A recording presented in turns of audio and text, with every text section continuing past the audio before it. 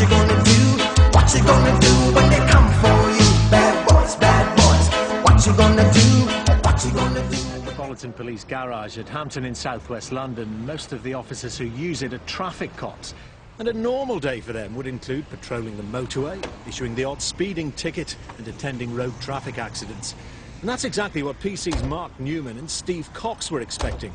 And they went out on patrol on a day in April 1999. What they actually encountered was rather different. Our attention was drawn to this tatty old car with an old tax disc in it, and we decided to give it a stop. And just as I got to the back of his vehicle, he shot off at speed. This is police video of the resulting chase. It's not unusual. Certainly we had no reason to suspect anything more sinister than maybe he had no insurance or he'd had one pint too many.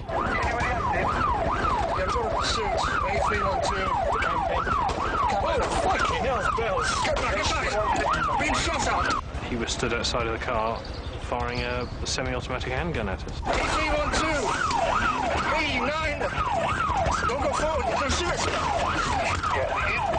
Index B, 944, Papa Lima Echo. We're being shot by an automatic handgun. We continued pursuit, again, Steve updating other units where we were going and making it quite clear that we had been shot at.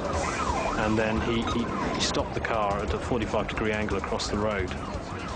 And I clearly remember there being a few seconds sort of standoff when I was considering ramming his car. Don't get too close. And I mentioned that I think he's reloading. Something is going on. This guy is he's got this weaponry. Something more could happen. Machine gun.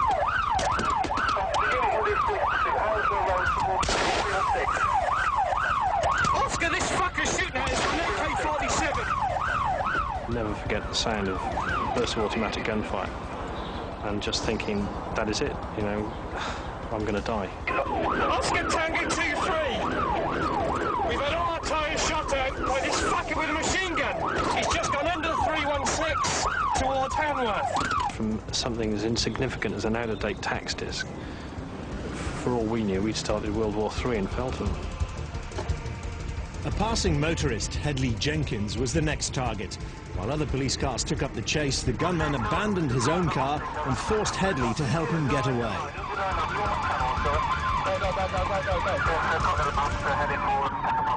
How did you first see the gunman?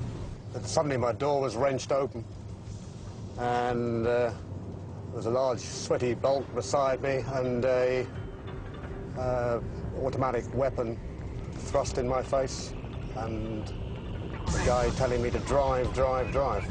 He was firing backwards out of the car towards the police, but I could feel the recoil from the gun. A suspect member of the public now has been taken hostage with his vehicle. The suspect driving his arm, he's got flash across his side clip. Given a commentary. It was rush hour, there was a lot of traffic on the road, which was holding us up badly, and he was demanding that I went round traffic signals in the opposite lane, forcing traffic onto the road that was coming towards us, and kept on yelling at me to drive faster.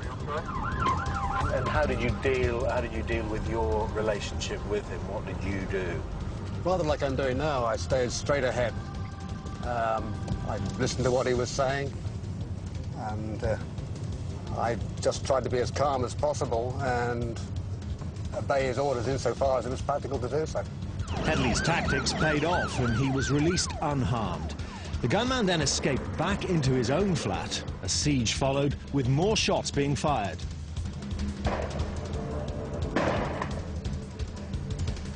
For 3 hours, police tried to negotiate, but he was in no mood to listen. Eventually, the decision was taken to arrest him by force. Using stun grenades, armed police stormed the building. The operation was recorded on a neighbour's camcorder. Police managed to overpower the gunman, and incredibly, no one was injured.